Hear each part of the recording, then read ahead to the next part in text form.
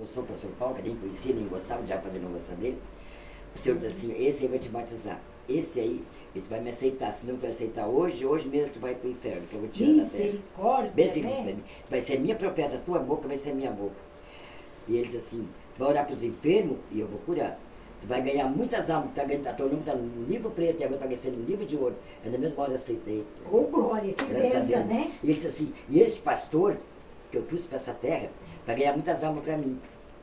E se ele ficar te cuidando para mim, eu vou multiplicar a vida dele, vou ganhar tanta alma que vai crescer, nunca vai ganhar esse pastor. Vai ganhar alma que vai crescer. Ele vai ser esse pastor meu para cuidar de ti, porque tu é muito precioso nos meus olhos. Ele vai ganhar, meu pastor de compromisso, agora você vai saber. Esse pastor que eu nem gosto, Jesus já está falando comigo, vai estar no compromisso. O pastor está durando bastante. E a alma está E vai durar ainda muitos anos. Vai, muito, vai só espera a terra. Vai durar muitos anos ainda. Né?